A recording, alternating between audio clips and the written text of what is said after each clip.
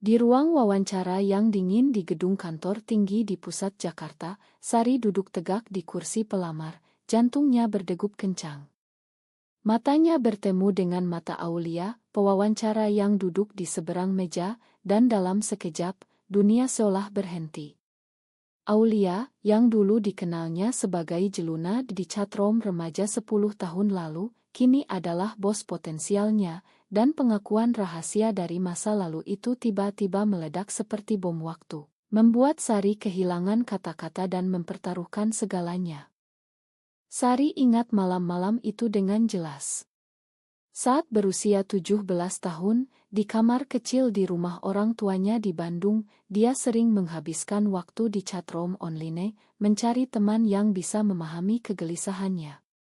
Di sana, dia bertemu Jeluna, seorang gadis semurannya dari Jakarta yang berbagi cerita tentang mimpi, ketakutan, dan perasaan aneh yang tak bisa diungkapkan kepada siapapun.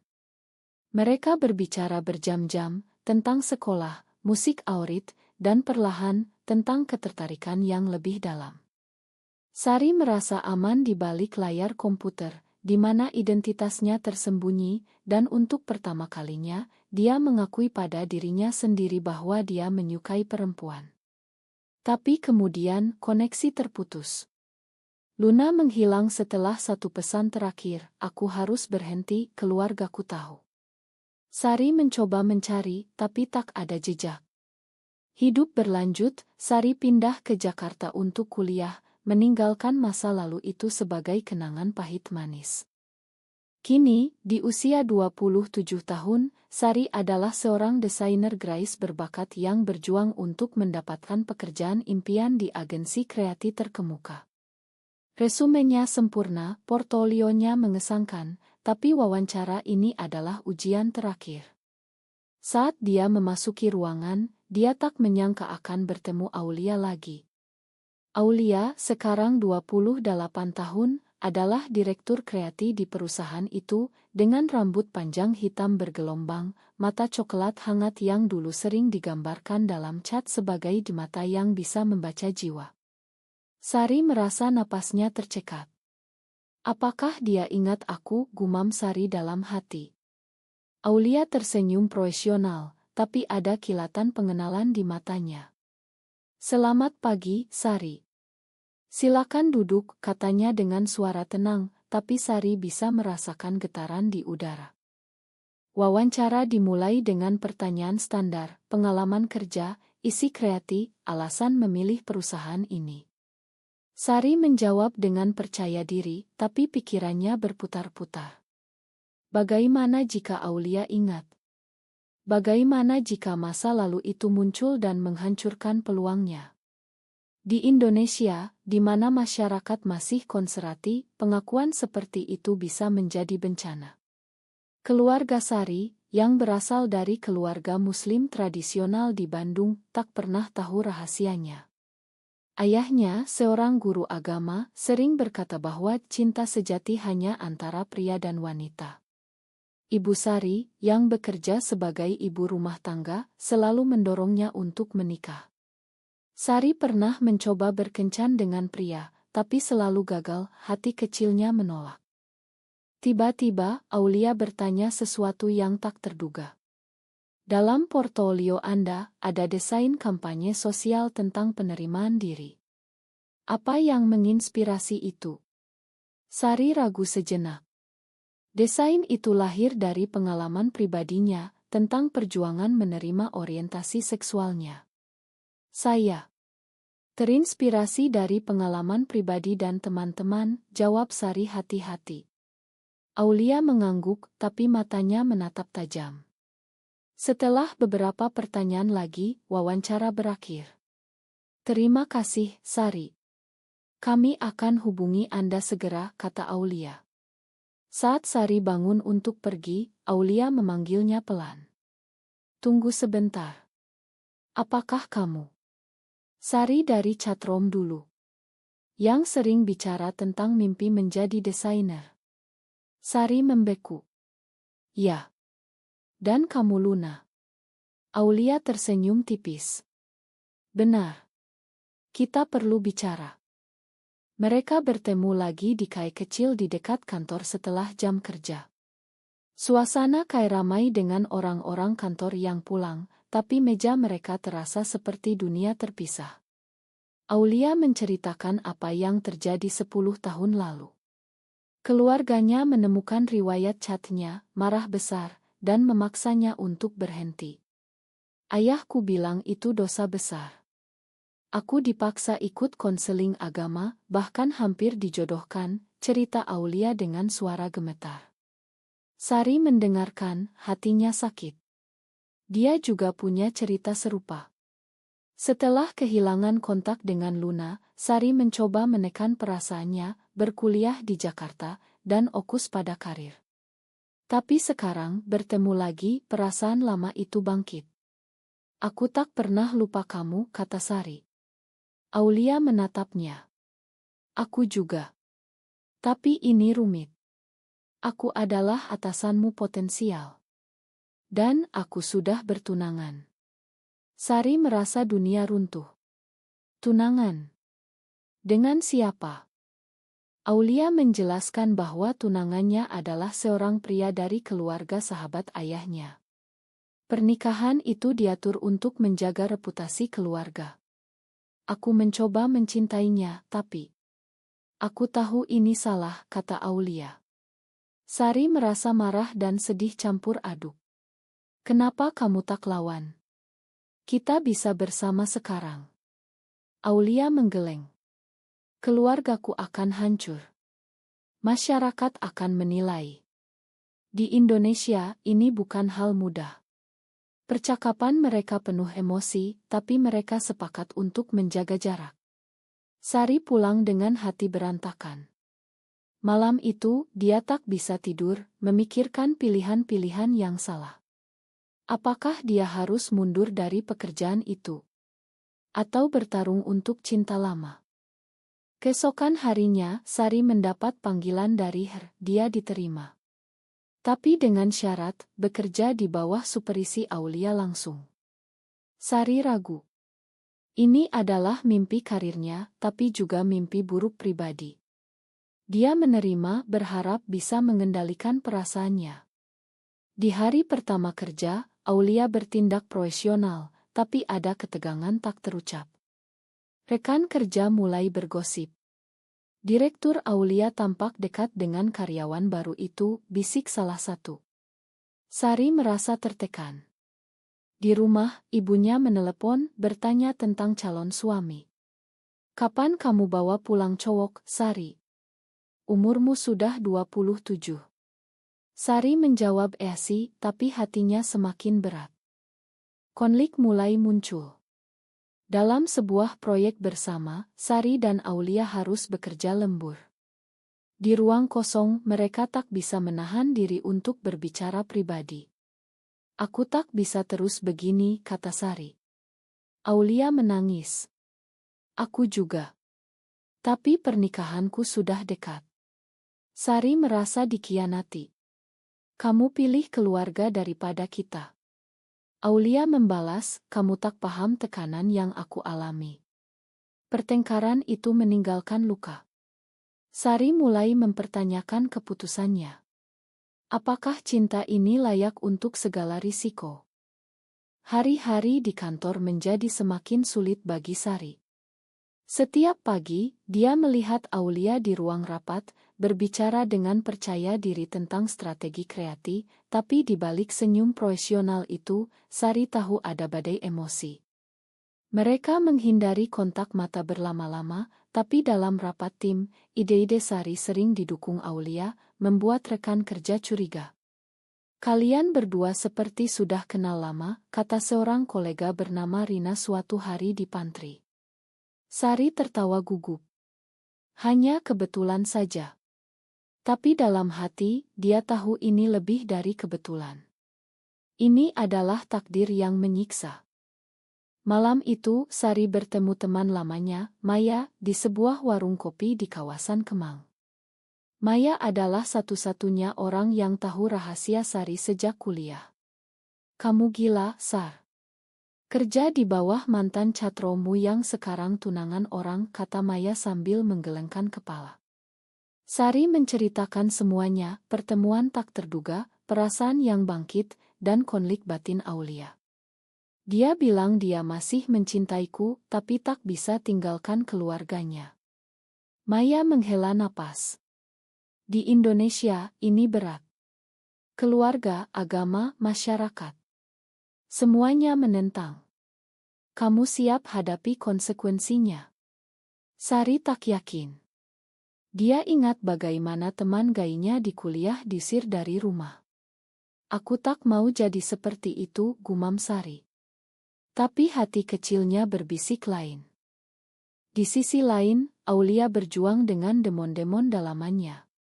Di apartemen mewahnya di Jakarta Selatan, dia sering menatap Otto tunangannya, Rea, seorang pengusaha sukses dari keluarga terpandang.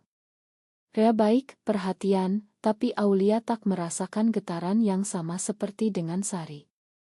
Malam sebelumnya, saat makan malam keluarga, ibunya berkata, pernikahan ini akan membuat kami bangga, Lia. Jangan kecewakan kami. Aulia tersenyum paksa, tapi hatinya hancur. Dia ingat Catrom dulu, di mana dia bebas menjadi diri sendiri. Sekarang sebagai direktur, dia harus menjaga citra. Tapi Sari hadir lagi, mengingatkannya pada kebahagiaan sejati. Apa aku salah jika memilih kebahagiaan? Tanya Aulia pada cermin. Konflik memuncak saat proyek besar mendekati deadline. Sari dan Aulia harus bepergian ke Bali untuk meeting klien. Di pesawat, mereka duduk bersebelahan, tak bisa menghindari. Kita harus bicara, kata Aulia pelan. Di hotel, setelah meeting, mereka berjalan di pantai Kuta saat senja. Angin laut membawa aroma garam, tapi suasana tegang. Aku tak bisa lanjutkan pernikahan ini, kata Aulia tiba-tiba. Sari terkejut. Kenapa sekarang? Aulia menjelaskan bahwa bertemu Sari membuatnya sadar. Aku telah menipu diri sendiri bertahun-tahun. Tapi jika aku batalkan, keluargaku akan marah besar. Sari memegang tangannya. Kita bisa hadapi bersama. Tapi Aulia menarik tangan. Tidak semudah itu. Kamu akan kehilangan pekerjaanmu jika ini ketahuan. Kembali ke Jakarta, Aulia memutuskan untuk bicara dengan Rea. Di restoran mewah, dia mengaku. Aku tak bisa lanjutkan, Re. Aku mencintai orang lain. Rea terkejut, tapi tenang. Siapa? Aulia ragu, tapi akhirnya bilang seorang perempuan. Rea membeku, lalu marah. Ini gila. Kamu tahu ini tabu di sini. Dia pergi, meninggalkan Aulia sendirian. Berita itu cepat menyebar ke keluarga. Ayah Aulia menelepon, suaranya penuh amarah. Kamu hancurkan nama keluarga. Kembalilah dan minta maaf. Aulia menangis sepanjang malam. Sari, yang tahu dari Aulia, merasa bersalah. Ini karena aku, katanya saat mereka bertemu diam-diam di apartemen Sari. Aulia menggeleng. Tidak, ini pilihanku. Mereka berpelukan, tapi Sari tahu ini baru awal. Di kantor, gosip semakin kencang. Bos besar memanggil Aulia. Ada rumor tentang kamu dan karyawan baru. Ini bisa merusak reputasi perusahaan. Aulia membantah, tapi hatinya gelisah. Sari mulai mendapat tatapan aneh dari rekan kerja. Satu hari, Rina mendekatinya. Hati-hati, Sar. Di Indonesia, hal seperti ini bisa berujung pemecatan. Sari merasa terpojok. Tekanan dari keluarga Sari juga meningkat. Ibu menelepon lagi. Ada teman ayah yang punya anak laki-laki bagus. Datanglah akhir pekan ini. Sari menolak, tapi ibu memaksa. Kamu aneh akhir-akhir ini. Apa ada masalah? Sari hampir mengaku, tapi menahan diri. Malam itu, dia bertengkar dengan Aulia. Kita harus hentikan ini sebelum terlambat, kata Sari. Aulia marah. Kamu takut? Setelah semua ini, pertengkaran itu membuat mereka berpisah dengan amarah. Sari pulang memutuskan untuk mundur dari pekerjaan.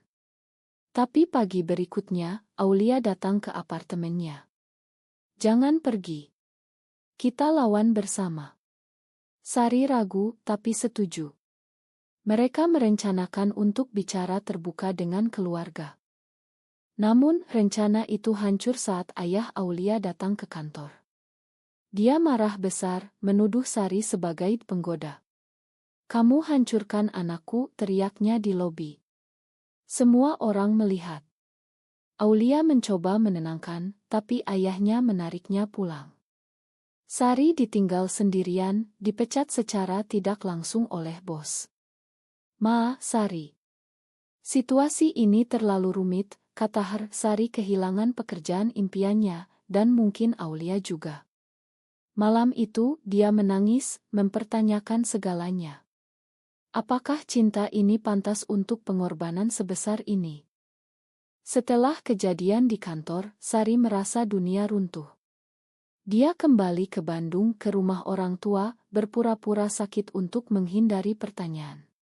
Kamu kelihatan lesu, nak, kata ibu sambil menyajikan nasi goreng awritnya. Sari tersenyum paksa. Hanya capek kerja, Bu. Tapi dalam hati, dia hancur. Aulia tak menghubungi sejak ayahnya datang. Sari mencoba menelepon, tapi nomornya tak aktif. Apa dia menyerah, gumam Sari. Di kamar lamanya, dia membuka laptop tua, mencari riwayat chatroom dulu. Pesan-pesan itu masih ada, penuh harapan remaja. Air mata menetes. Di Jakarta, Aulia dikurung di rumah keluarga. Ayahnya, seorang pensiunan militer, tak mau bicara. Kamu telah malukan kami, katanya berulang. Ibu Aulia menangis diam-diam, kenapa kamu tak bilang dari dulu, Lia? Kita bisa bantu. Aulia mencoba jelaskan. Ini bukan pilihan, Bu. Ini siapa aku. Tapi ayahnya marah. Ini pengaruh buruk. Kamu harus ikut pengobatan. Aulia menolak, tapi dia merasa lemah. Rea, mantan tunangannya, menelepon. Aku makan kamu, tapi jangan harap keluargamu lupakan ini. Aulia merasa dikhianati oleh semua. Beberapa hari kemudian, Aulia kabur. Dia pergi ke apartemen Sari di Jakarta, tapi Sari tak ada. Dari tetangga, dia tahu Sari ke Bandung. Aulia memutuskan pergi ke sana. Di kereta api, pikirannya berputar. Apa aku salah? Mungkin masyarakat benar, ini dosa. Tapi ingatan pada Sari menguatkan. Di Bandung, dia mencari alamat Sari dari ingatan chat dulu. Saat tiba di rumah, hujan deras mengguyur. Sari membuka pintu, terkejut. Lia, bagaimana kamu ke sini? Aulia basah kuyup. Aku tak bisa tanpamu. Mereka berpelukan di teras, tak peduli tetangga. Tapi kebahagiaan itu singkat. Ayah Sari pulang dan melihat mereka. Siapa ini? Tanyanya curiga. Sari memperkenalkan Aulia sebagai teman kerja. Tapi ayahnya tak yakin. Malam itu saat makan malam, ayah Sari bertanya banyak. Kalian dekat sekali ya? Aulia menjawab sopan, tapi Sari gelisah. Setelah Aulia pergi ke hotel, ayah Sari mendesak. Jujur, Sari. Apa hubungan kalian? Sari tak tahan lagi. Aku mencintainya, ya. Aku lesbian. Ayahnya membeku, lalu marah. Ini tak benar. Kamu dipengaruhi setan. Ibu Sari menangis. Kita gagal mendidikmu. Sari diusir malam itu juga. Sari dan Aulia bertemu di hotel. Aku tak punya tempat lagi, kata Sari sambil menangis. Aulia memeluknya. Kita mulai baru. Mereka pindah ke apartemen kecil di pinggiran Jakarta, jauh dari keluarga. Sari mencari pekerjaan relance, Aulia resign dari kantor lama dan mulai bisnis kecil. Tapi masyarakat tak diam, tetangga bergosip. Mereka tinggal berdua, pasti aneh. Di media sosial, teman lama menjauh. Satu hari, saudara Aulia menelepon. Ayah sakit karena kamu. Kembalilah. Aulia ragu. Apa aku harus pergi? Sari takut. Jangan tinggalkan aku. Konflik baru muncul saat Aulia pergi menemui ayahnya di rumah sakit. Ayahnya lemah, tapi masih marah. Kamu pilih jalan salah. Tinggalkan perempuan itu. Aulia menangis. Aku tak bisa, ya. Ini hatiku. Ayahnya diam, lalu bilang, kalau begitu, jangan kembali. Aulia pulang dengan hati hancur. Sari menunggu, tapi melihat Aulia berubah.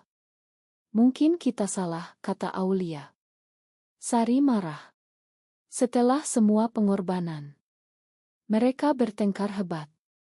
Aulia pergi keluar, meninggalkan Sari sendirian. Sari memutuskan untuk bertarung sendiri. Dia bergabung dengan komunitas LGB di Jakarta, menghadiri pertemuan rahasia. Di sana, dia bertemu orang-orang dengan cerita serupa. Kalian tak sendirian, kata seorang aktivis. Sari merasa kuat. Dia mulai kampanye online anonim tentang penerimaan. Tapi Aulia semakin menarik diri. Aku takut kehilangan segalanya, katanya. Sari merasa dikhianati. Kamu pilih ketakutan daripada kita. Pertengkaran itu membuat mereka berpisah sementara. Sari tinggal di rumah teman, Maya. Ini ujian, Sar. Jangan menyerah. Bulan-bulan berlalu dengan penuh ketegangan. Sari bekerja relance, membangun portofolio baru, tapi hatinya kosong tanpa Aulia. Mereka masih berkomunikasi, tapi jarang. Aulia kembali ke rumah keluarga, mencoba rekonsiliasi.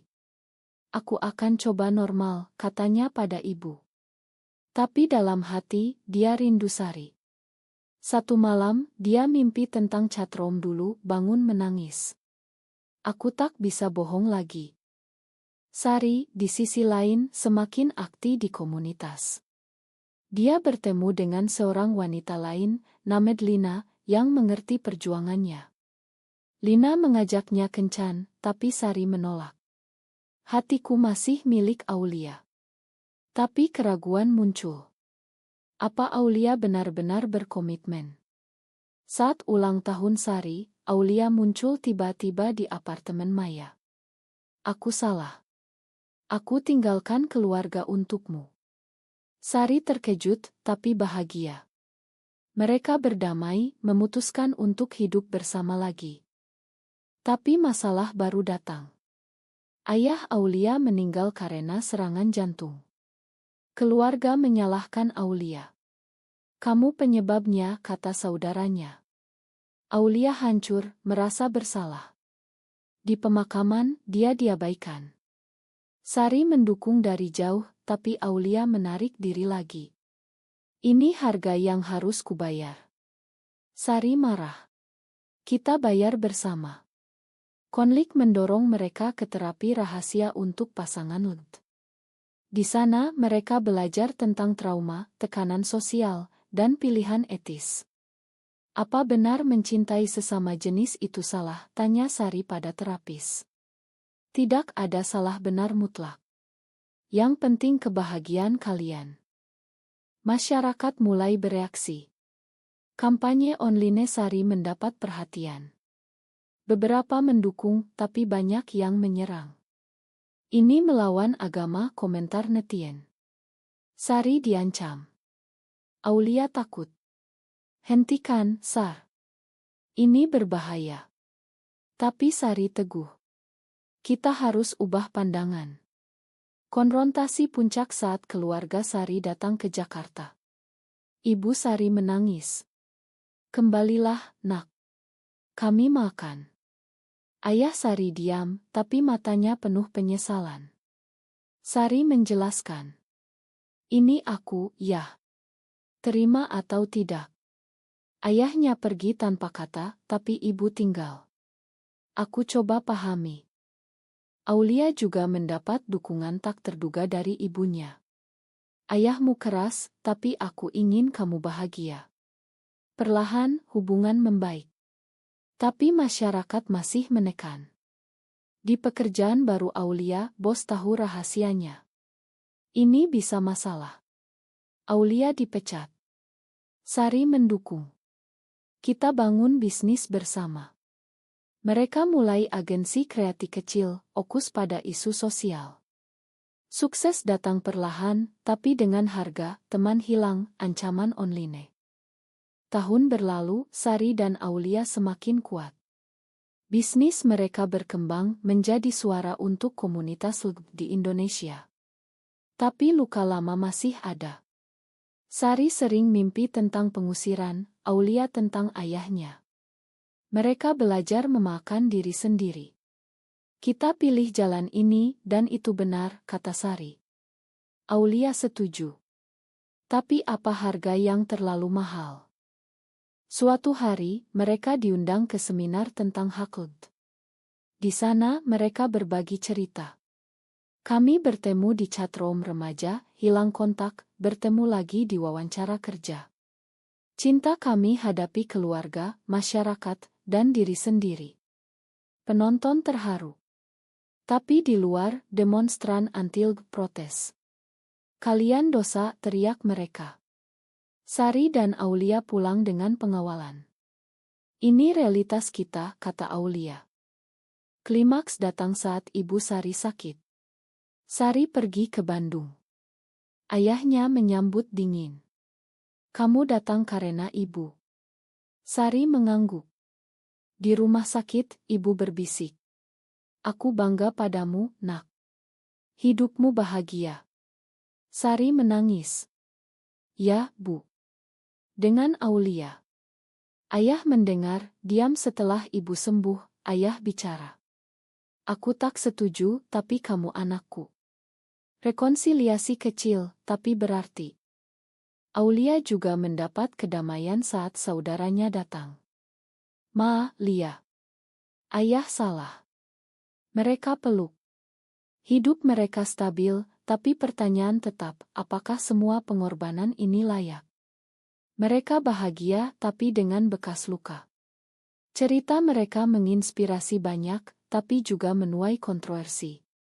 Di akhir seminar lain, Sari bertanya pada audiens, apakah mencintai seseorang dari jenis kelamin sama selalu salah, atau masyarakat yang perlu berubah?